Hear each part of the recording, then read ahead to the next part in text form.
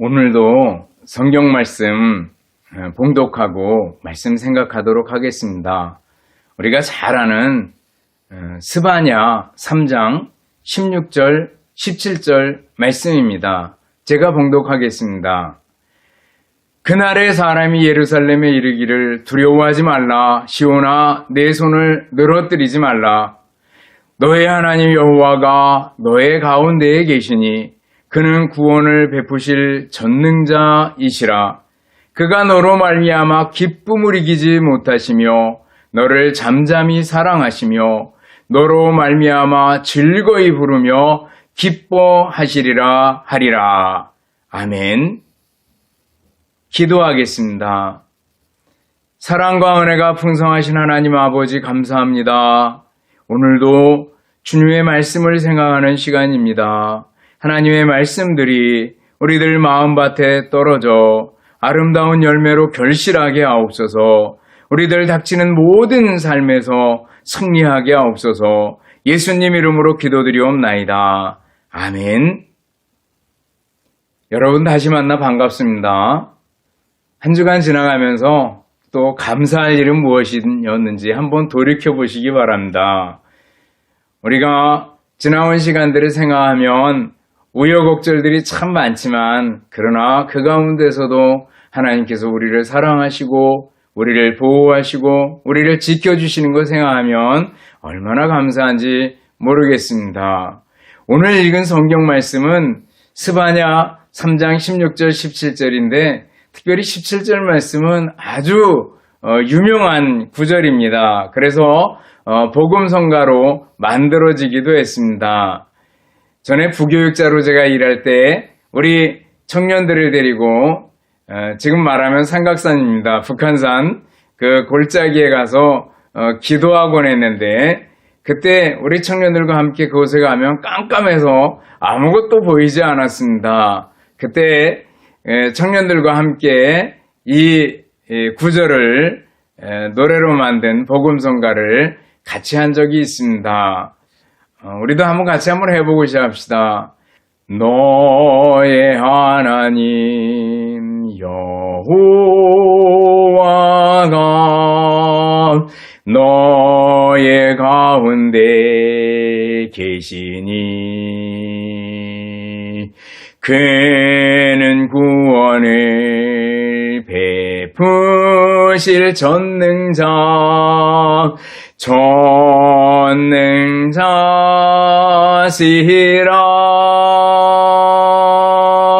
그가 너로 인하여 기쁨을 이기지 못하시며 너를 잠잠히 사랑하시며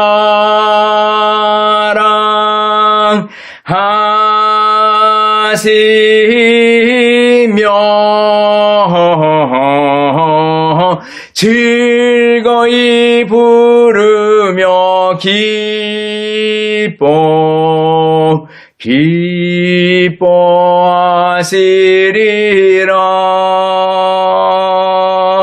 즐거이 부르며 기뻐하시리라.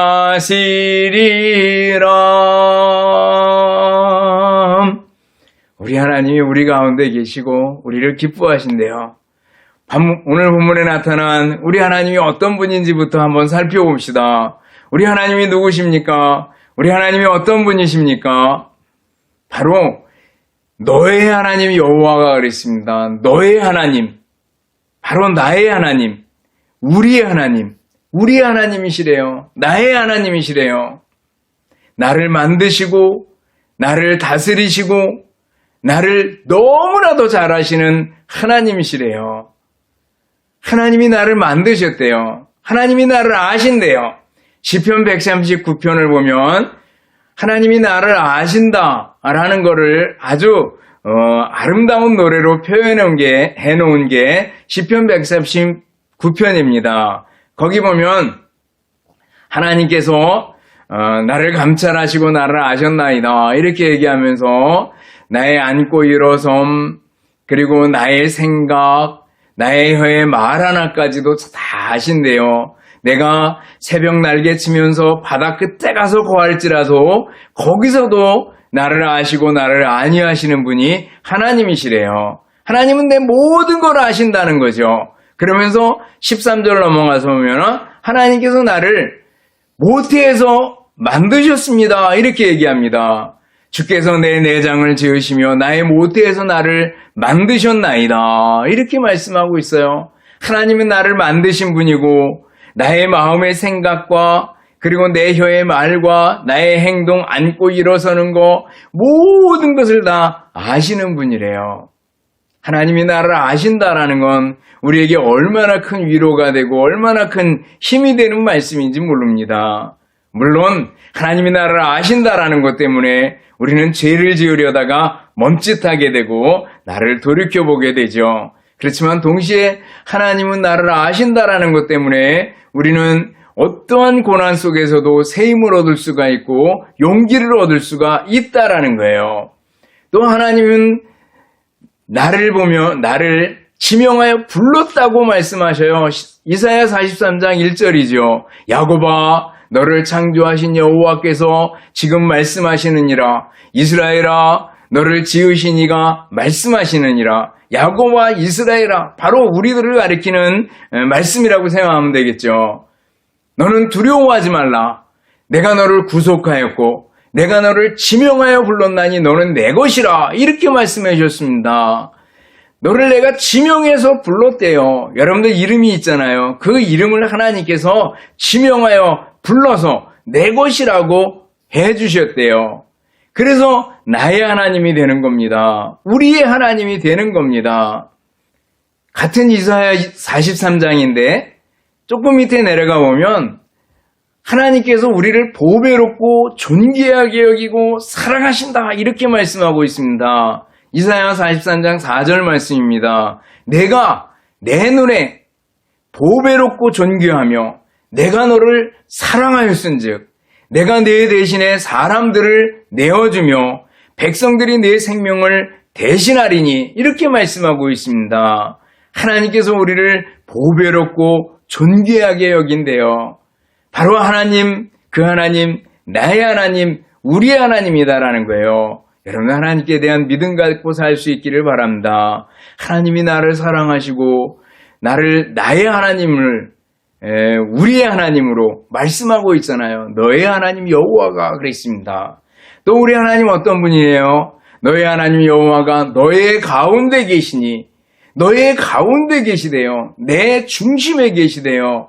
우리들 공동체 우리 안에 계시대요. 우리의 가정 안에 우리의 교회 안에 우리의 모임 속에 하나님이 계시대요. 너의 가운데 계시다라는 거예요.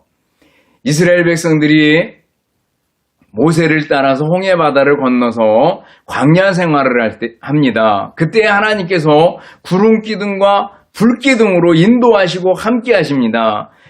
구름기둥, 불기둥은 바로 하나님의 임재의 상징입니다. 하나님께서 우리와 함께 하신다. 하나님이 우리 가운데 계시다라는 걸 보여주는 거죠. 그리고 이스라엘 백성들이 진을 칠 때, 그 천막을 쭉 칠 때 그 정중앙에 바로 법궤를 모신 그 성막을 만들었습니다. 성막이 있고 법궤가 그 가운데 있었습니다.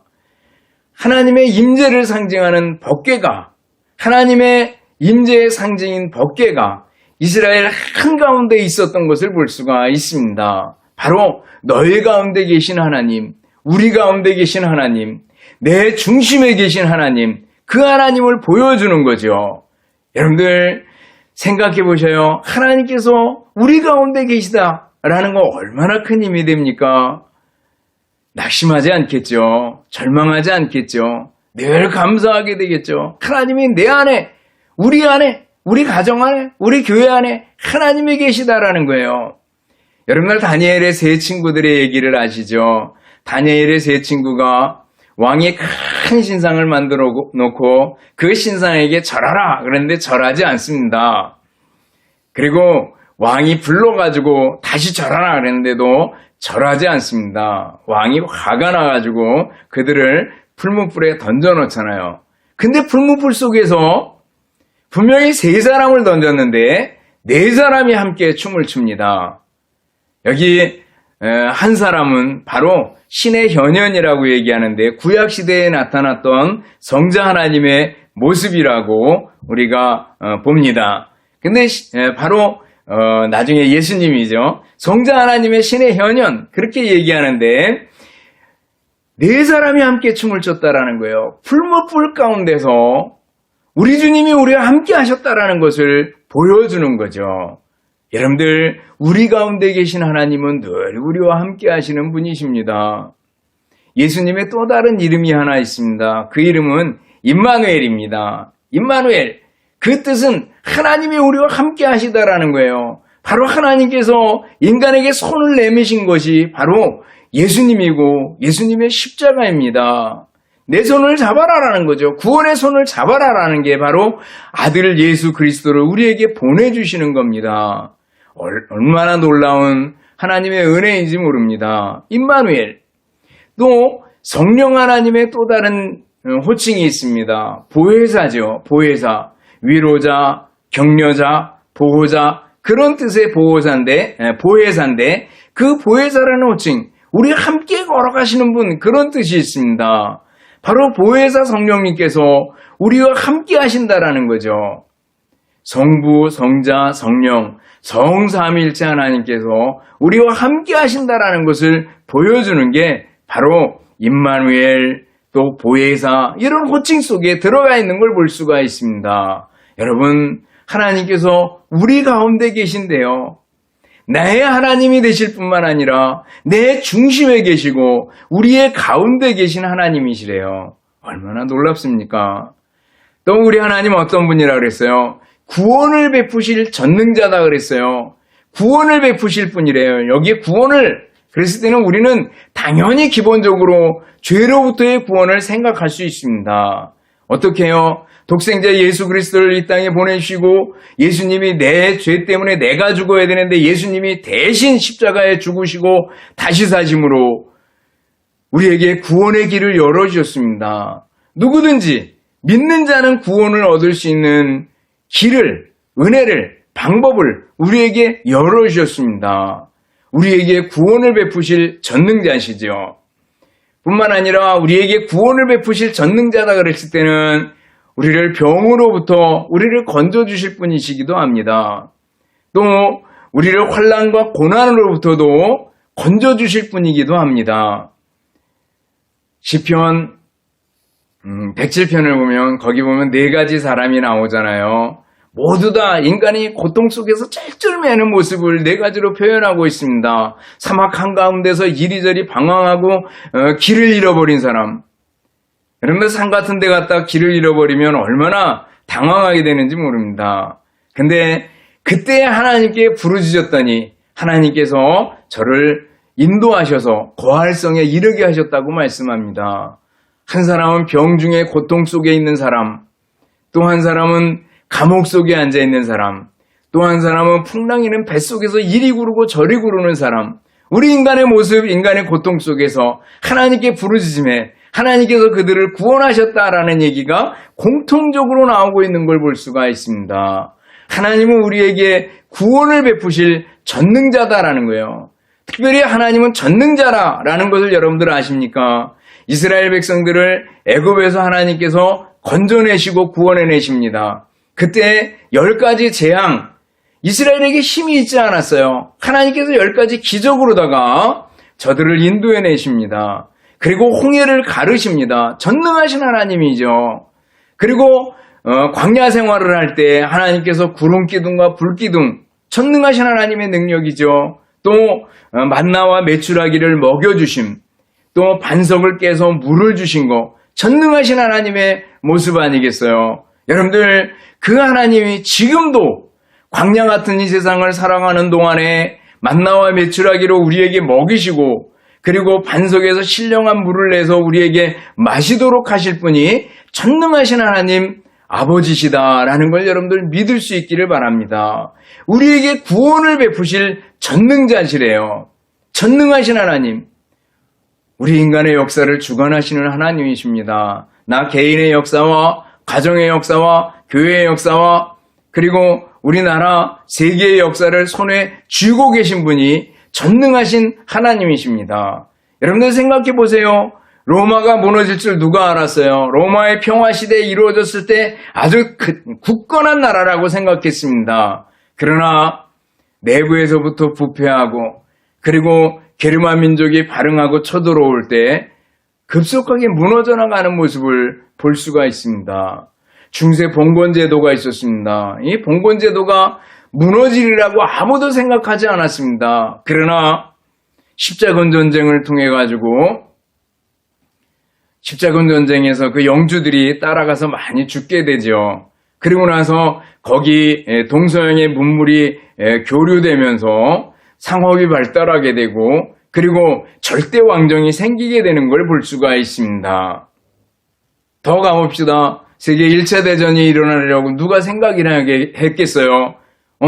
이리저리 그러다가 1차 대전이 발발하게 되고 그리고 1차 대전은 정말 그 참호전쟁이라고 진흙탕 싸움이라고 얘기를 합니다. 많은 사람들이 죽으면서 서로 헤매기만 하는 그런 전쟁이었고요. 그 전쟁이 끝난 다음에 다시는 전쟁이 일어나지 않을 줄 알았습니다. 그러나 얼마 있다가 2차 대전이 일어나게 되는 걸 볼 수가 있습니다. 2차 대전이 일어나기는 날이라고는 아무도 생각하지 못했습니다. 여러분들 평안합니까? 우리들이 잘 먹고 잘 살고 있습니까? 우리의 역사, 우리의 삶의 역사, 우리나라의 역사, 하나님 손안에 달려있는 것을 압니다. 전능자이십니다. 전능하신 하나님, 그 하나님께서 우리를 구원하실 전능자라고 얘기해주고 있습니다. 우리의 구원을 위해서 특단의 조치를 마련하셨는데 바로 예수 그리스도를 십자가에 죽게 하심으로 우리를 건져주시는, 구원하시는 하나님의 자녀가 되게 해주시는 놀라운 은혜를 우리에게 베풀어 주신 거죠. 우리를 구원하실 전능자 하나님 믿습니까? 나아가 우리 하나님 어떤 분이라고 그랬어요? 우리를 기뻐하시고 우리를 사랑하시고 우리를 즐거이 부르시는 분이라고 말씀하고 있습니다. 이 구절이 너무나 참 표현이 놀랍지 않습니까? 그가 너로 말미암아 기쁨을 이기지 못하시며 너를 잠잠히 사랑하시며 너로 말미암아 즐거이 부르며 기뻐하시리라. 나 같은 거 통해서 하나님이 기뻐하신대요. 나 같은 죄인, 나 같은 무능력자, 무가치한 존재를 하나님께서 잠잠히 사랑하시고 즐거이 부르고 기뻐하신대요. 여러분들 얼마나 놀랍습니까? 여러분들 기뻐해 보셨습니까? 평생도록 정말 기뻤을 때를 생각해 보셔요. 나름대로 기뻤을 때, 어떤 데 합격했을 때, 또 처녀총각이 이렇게 데이트할 때, 그리고 결혼에 도달했을 때 기쁘겠죠. 자식을 얻었을 때 기쁠 겁니다. 어떤 일에 성공하고 성취감을 맛볼 때 기쁠 겁니다. 그런데 그 기쁨, 대단한 기쁨 아니겠어요? 근데 하나님께서 우리가 하나님 찾고 하나님께로 회개하고 돌아갔을 때 우리를 기뻐하셨대요. 누가복음 15장에 보면 잃었던 거 찾은 세 가지 비유가 나오잖아요. 잃은 양 비유, 또 잃은 드라크마 비유, 또 잃었던 아들의 비유, 탕자죠. 탕자의 비유. 이렇게 세 가지 비유가 납니다. 모두가 다 잃어버렸다가 찾았을 때 그 찾은 잃은 양의 목자가, 또 여인이, 또 잃었던 아들을 찾은 아버지가 기뻐하면서 잔치를 벌이는 장면이 나옵니다. 우리가 회개하고 하나님께로 돌아섰을 때 하나님께서 우리를 얼마나 기뻐하셨는지 몰라요. 또 지금도 우리들이 전도해서 한 사람 하나님께로 돌아오게 되면 하나님께서 얼마나 기뻐하시는지 모릅니다. 여러분, 하나님이 우리를 기뻐하신다라는 사실을 믿습니까? 존 뉴턴이란 분은요, 노회선 선장으로 있었습니다. 자수성가해가지고 배를 한 척 써갖고 노회선 선장을 했습니다. 그러다가 흑인들한테 노예로 잡혀간 적이 있었습니다. 오히려 그랬던 아주 독특한 경험을 가졌던 분인데 나중에 목사님이 됩니다. 예수님을 다시 찾고 그리고 목사님이 되고 아름다운 찬송 시들을 많이 썼습니다. 그리고 영국의 노예 해방을 이루는데 결정적인 자문 역할을 하게 됩니다. 영국의 노예 해방은 미국의 노예 해방보다 훨씬 앞서서 이루어졌는데 그때 윌리엄 윌버포스라는 아주 유명한 국회의원이 그 일을 주도하는데 거기에 자문 역할을 했던 분이 이 존 뉴턴이란 분입니다. 이 존 뉴턴 목사님이 자기가 과거에 노예선 선장을 하고 함부로 살고 막 살았을 때 생각을 하고 그리고 지금 은혜 가운데 예수님을 만나고 변화된 모습을 생각할 때 너무너무 놀라웠습니다. 그래서 지은 노래가 뭐예요? Amazing Grace입니다. Amazing Grace. 놀라운 은혜 그런 거 아니겠어요? 나 같은 죄인 살리신 그 은혜 놀라워 잃었던 생명 찾았고 광명을 얻었네. 정말 이 뉴턴 목사님은 마음속에 그 기쁨이 놀라운 은혜에 대한 감격이 넘쳤던 걸 볼 수가 있어요. 여러분들 하나님께서 우리를 기뻐하시고 우리를 즐거이 부르신다는 거 이 사실을 생각하면은 너무나도 감사하고 너무나도 놀랍지 않습니까? 여러분들 다시 한번 하나님의 그 놀라우신 은혜 어메이징 그레이스에 대해서 생각하고 감사할 수 있기를 바랍니다. 그러면은 전능자 하나님이 우리 가운데 계시면 우리는 어떻게 될까라는 걸 한번 생각해 보셔요. 전능자 하나님이 우리 가운데 계신데 그렇다면 우리는 어떤 사람이 될까라는 걸 한번 생각해 보셔요. 전능자 하나님이 우리와 함께 계시면 첫 번째로 형통합니다. 형통. 사전적인 의미는 자기가 원하는 뜻대로 모든 것이 잘됨 그런 뜻이 있습니다. 성경에서 말하는 형통은 조금 차이가 있는 줄 압니다. 그저 잘 먹고 잘 사는 거 여기서 끝나버리는 건 아닙니다.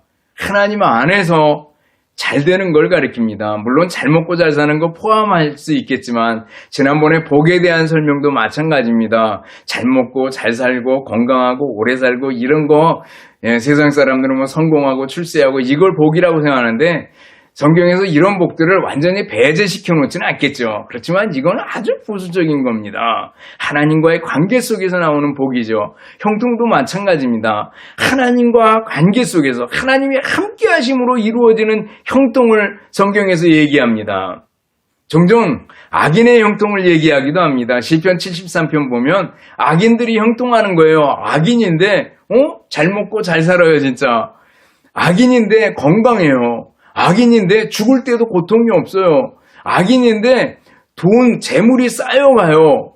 근데 나는 뭐지? 이런 것 때문에 시편 73편을 보면 거의 실족할 뻔했다고, 넘어질 뻔했다고 얘기합니다. 근데 성전에 들어가다가 하나님께 예배하려고 들어가다가 하나님을 찾을 때 깨닫게 됩니다. 아하! 악인의 생명이 짧구나라는 거예요. 악인의 번성, 악인의 형통이라는 것은 매우 짧은 뿐이구나라는 것을 깨닫게 됩니다. 그리고 나서 하나님을 찬송하면서 하나님을 가까이 함이 내게 복이라 이렇게 결론적인 노래를 해나가는 걸 볼 수가 있습니다. 성경에서 악인의 형통, 그 형통을 보면서 우리의 형통은 거기서 그쳐서는 안 된다라는 거죠. 저는 형통이란 단어를 보면 꼭 요셉이 생각납니다. 창세기 39장이요. 창세기 39장에 보면 요셉의 얘기를 해줍니다. 요셉이 노예로 떨어집니다. 근데 형통했대요. 노예가 뭐가 좋아요? 그런데 형통했대요. 거기 보니까 여호와께서 요셉과 함께 하심으로 그가 형통한 자가 되어 이렇게 얘기하고 있습니다. 여호와께서 함께 하심으로 그가 형통한 자가 됐대요. 하나님이 함께 하심으로 오는 형통을 얘기해주고 있습니다. 나중에 요셉이 누명을 쓰고 감옥에 떨어지게 됩니다. 거기서도 마찬가지입니다. 하나님께서 함께 하심으로 여호와께서 함께 하심으로 그에게 인자를 더하시고 요셉과 함께 하심으로 여호와께서 그를 범사에 형통하게 하셨더라. 그래가지고 그 전호, 간수, 그 감옥을 관리하는 모든 그 간수가 모든 것을 다 요셉한테 맡겨버리는 걸 볼 수가 있어요. 노예 생활, 감옥 생활, 우리로 생각하면 이거는 인간의 가장 밑바닥이고 가장 힘든 상황 아니겠어요? 가장 어려운 갑갑한 상황 아니겠어요? 그런데 그 가운데서 형통한 사람이 됐대요. 어떻게 해요? 여호와께서 함께 하심으로, 하나님이 함께 하심으로 형통한 자가 됐다는 겁니다. 여러분들, 우리들이 살아가는 동안에 어려운 고난을 만날 수도 있고 병이 들 수도 있고 환난과 또 박해 핍박을 만날 수도 있습니다. 우리 그리스도인들이 살아가는 세상이 지금처럼 수월하고 순탄하지 않을 수 있습니다. 점점 기독교인들의 입지가 좁아지고 오히려 역으로 박해를 당할 수 있는 상황이 올 수도 있습니다. 그렇지만 뭐예요? 하나님이 함께 하시면 형통한 자가 된다라는 거예요. 하나님이 함께 하심으로. 여러분들 형편과 처지를 탓하지 마시기 바랍니다. 여러분들의 환경을 탓하지 마시기 바랍니다. 나는 아버지를 잘못 만나가지고 이렇게 말씀하지 마세요. 부모님 탓하지 마세요. 남 탓하지 마세요. 좀 가난할 수 있고 요즘 말하면 뭐 집값이 올라가고 벼락 거지가 되고 참 어렵고 그럴 수 있습니다. 그렇지만 여러분들 그런 현실적인 상황들 이런 건 어려울 수 있어요. 그러나 하나님이 함께 하시면 형통한 자가 된다라는 거예요. 하나님이 함께 하시면 형통한 자가 된다는 거예요. 로마서 8장 28절 잘 알죠? 우리가 알거니와 하나님을 사랑하는 자, 곧 그 뜻대로 부르심을 입은 자들에게는 모든 것이 합력하여 선을 이루느니라 그랬습니다. 전능자 하나님이 함께 하실 때 진정한 형통이 우리들에게 이루어지게 되는 겁니다. 하나님을 부르는 사람, 그 사람에게 모든 것이 합력하여 선을 이룰 거라고 말씀하고 있어요. 여러분들 하나님이 함께 하시는 가운데 아름다운 형통들이 여러분들 앞길에 여러분들 가정에 넘치기를 바라겠습니다. 형통입니다. 전능자 하나님이 함께 계시면 그 다음에 어떤 일이 생기는가? 두려움이 사라지게 됩니다. 두려움이 사라지게 돼요. 오늘 본문 16절 하반절에 보면 두려워하지 말라. 시온아, 내 손을 늘어뜨리지 말라.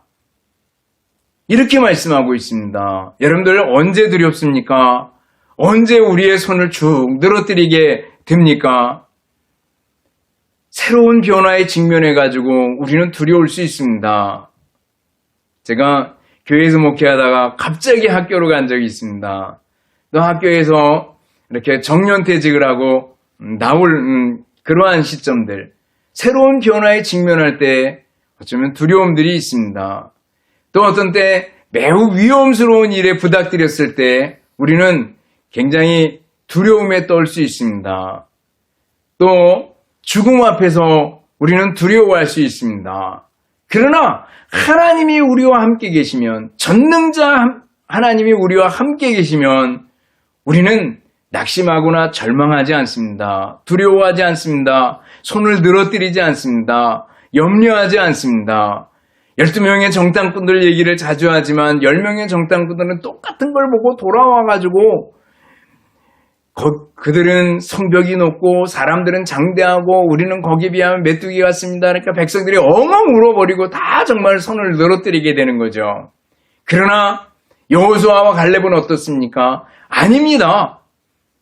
하나님이 우리와 함께 하시면 그들은 우리 밥입니다. 들어갑시다. 이렇게 얘기하는 겁니다. 다르잖아요. 여러분들 하나님이 우리와 함께 하신다는 믿음을 가진 여호수아와 갈렙처럼 살아갈 수 있기를 바라겠습니다. 하나님이 우리와 함께 하시면, 전능자 하나님이 우리와 함께 하시면 두려움이 사라지게 됩니다. 다윗도 마찬가지죠. 다른 모든 사람들이 벌벌벌 떨립니다. 떨어가지고 그 옆에 꼬랑 같은데 숨고 그럽니다. 그러나 다윗은 뭐예요? 하나님이 사자와 곰도 물리치게 해주셨는데 저 하나님을 모르는 사람 정도야 싸우면 이길 수 있습니다라는 거죠. 하나님이 함께 하시면 나는 승리할 수 있습니다. 전쟁은 하나님께 속한 것이라. 이렇게 얘기하는 걸 볼 수가 있어요.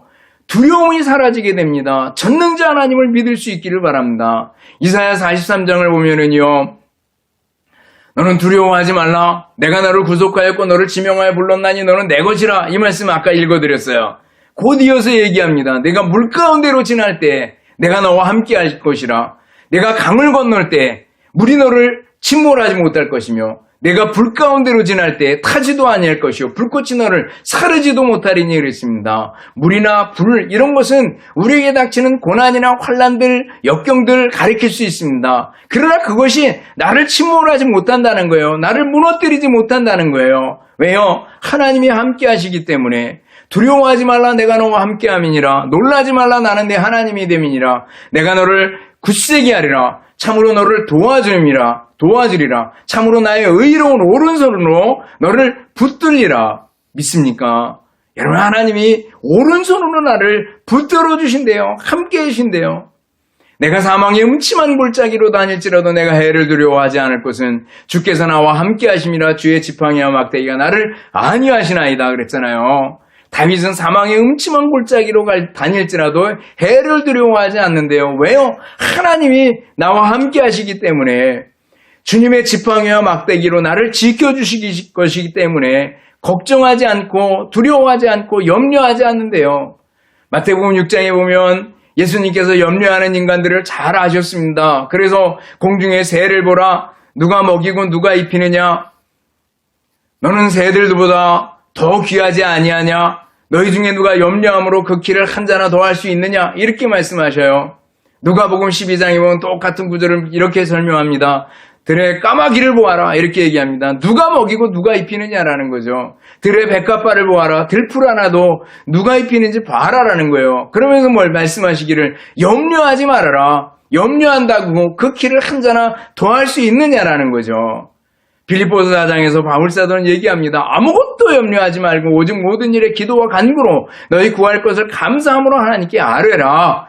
그리하면 모든 지각에 뛰어난 하나님의 평강이 그리스도 예수 안에서 너희 마음과 생각을 지키시리라 말씀하셨잖아요. 여러분들 전능자 하나님이 함께 하시면 두려움이 사라지게 됩니다. 믿음을 가질 수 있기를 바랍니다. 전능자 하나님이 나와 함께 하신다라는 거예요. 여러분들 남은 생애가 얼마나 될지 모르겠어요. 10년 남았습니까? 아니 20년, 30년. 여러분들 남은 생애가 100세 시대로 10대라 90년 남았으니까 좋아요. 전능자 하나님이 여러분과 함께 하시면 두려움 없이 승리할 수 있습니다. 전능자 하나님께 대한 믿음을 가질 수 있기를 바랍니다. 마지막으로 전능자 하나님이 우리와 함께 하시면 어떻습니까? 기쁨과 감사가 있습니다. 하나님이 우리를 기뻐하시고 즐거워하신다 그랬는데 동시에 우리도 뭐예요? 그 하나님 생각하면 기쁨이 있고 감사가 있게 되는 거죠. 그래서 바울사도는 감옥에 있으면서 감옥 바깥에 있는 성도들에게 편지를 쓰면서 기뻐하라. 내가 다시 말하노니 기뻐하라. 빌립보서를 보면 강조하고 또 강조합니다. 이게 가능합니까? 바울사도에겐 가능했어요. 감옥에 있었지만 그 속에 예수님이 계시기 때문에 기쁨이 있었습니다. 여러분 속에 예수님이 계십니까? 여러분 중심의 주인이 예수님이십니까? 내 마음의 왕좌의 주인이 예수님이십니까? 근데 기쁨은 사라졌어요. 그럼 다시 한번 점검해 볼 수 있기를 바랍니다. 회개할 일이 있으면 회개하고 다시 여러분들의 무거운 짐들을 주님께 내려놓을 수 있기를 바랍니다. 그리고 예수님을 나의 주님으로 나의 주인으로 모시고 내가 주님 앞에 굴복해서 주님의 다스림을 주님의 통치를 받을 수 있기를 바랍니다. 그러면 다시 기쁨이 넘치게 될 겁니다. 주님이 내 안에 계시고 나를 다스려 주실 때 기쁨이 넘치게 된다라는 거예요. 장기려 박사님이 이렇게 얘기합니다. 헌신적인 의사였잖아요. 이분이 자기 생애에 몇 가지 기쁨이 있었는데 하나는 장남을 얻었을 때 그렇게 기뻤대요. 천하를 얻은 하나님의 선물로 주신 하나님 그 기쁨이 아주 컸다고 얘기합니다. 송기정 선수가 금메달 땄을 때 굉장히 기뻤대요. 근데 예수님 믿고 회개하고 예수님을 알았을 때 그 죄사함 받은 기쁨은 그 앞에 있는 기쁨들과 비교할 수 없었노라고 얘기하는 걸 봅니다. 여러분들, 주님께서 내게 주신 그 기쁨은 다른 어느 것과도 비교할 수 없습니다. 하나님이 나를 즐거이 부르고 기뻐하신다는 사실 하나만 생각해도 우리 속에는 기쁨이 넘치지 않겠습니까? 여러분들 살아가는 그 삶의 현장, 가정에서도, 직장에서도, 또 교회에서도, 길을 갈 때도, 일을 할 때도 하나님이 나와 함께 계심을 믿고 여러분 삶의 감사와 기쁨이 넘칠 수 있기를 바라겠습니다. 우리 가운데 계신 전능자 하나님, 나로 말미암아 즐거이 부르며 기뻐하시는 그 하나님을 믿고 믿음으로 승리하는 여러분들이 되시기를 주님의 이름으로 축원합니다. 기도하겠습니다. 하나님 아버지 감사합니다.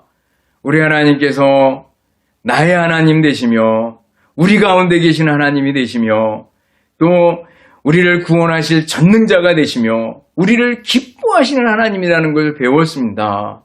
하나님 생각할 때마다 얼마나 감사하고 얼마나 놀라운 은혜인지요. 다시금 주님 향해서 감사하는 마음 가지고 기쁨으로 살아가는 우리 모든 성도들이 되게 하여 주시옵소서. 감사드리오며 예수님 이름으로 기도드리옵나이다. 아멘. 축도하겠습니다. 이제는 우리 주님 예수 그리스도의 은혜와 하나님 아버지의 극진하신 사랑하심과 성령님의 교통하시며 인도하심이 함께 예배드리는 우리 모든 성도들 머리머리 위에 이제로부터 영원토록 함께 있을지어다. 아멘.